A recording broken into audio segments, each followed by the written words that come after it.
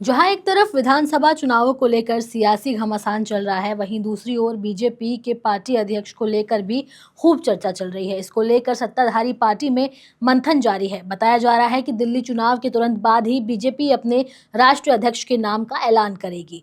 Reports के मुताबिक दिल्ली मुख्यालय में नए राष्ट्रीय अध्यक्ष को लेकर लगातार बैठकों का दौर जारी है।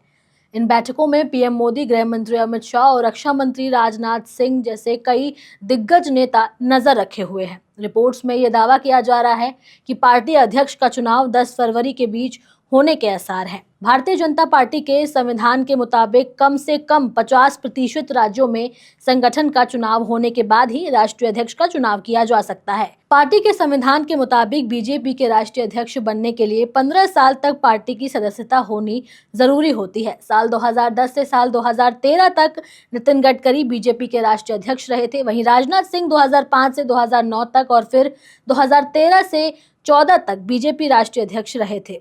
वहीं 2014 से 2020 तक अमित शाह बीजेपी के राष्ट्रीय अध्यक्ष रहे, जिसके बाद से जून 2024 तक जेपी नड्डा के हाथ में बीजेपी की कमान रही। अब तक सिर्फ 4 राज्यों ने अपने अध्यक्षों के चुनाव की प्रक्रिया पूरी की है। बता दें कि जून 2019 में जेपी नड्डा को बीजेपी के कार्यकारी अध्यक्ष और जनवरी 2020 में पूर्णकालिक अध्यक्ष बनाया गया था। लोकसभा चुनाव के मद्देनजर इस साल फरवरी में उनका कार्यकाल जून 2024 तक बढ़ाया गया था। बीजेपी में नए अध्यक्ष के चयन से पहले संगठन का चुनाव जरूरी होता है, जिसमें आमतौर पर 6 महीने का समय लगता है। इसलिए वर्तमान अध्यक्ष जेपी नड्डा का कार्यकाल 6 महीने तक बढ़ा दिया गया था, लेकिन फिर तीसरी बार प्रधानमंत्री बनने के बाद नरेंद्र मोदी ने उन्हें मंत्री बनाया। बीजेपी में एक व्यक्ति एक पद का नियम भी है, जिसके चलते उसमें अध्यक्ष पद छोड़ना पड़ता है। बताते चलें कि उनके कार्यकाल में लगभग 1 दर्जन से ज्यादा राज्यों में चुनाव हुए, जिसमें कुछ राज्यों में बीजेपी जीती और कुछ में हारी।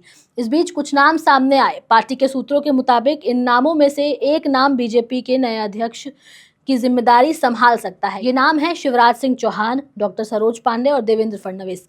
कहा जा रहा है कि शिवराज सिंह चौहान बीजेपी के दिग्गज नेता हैं। पार्टी के अंदर उनकी अच्छी साख है, ऐसे में वो प्रबल दावेदार हैं।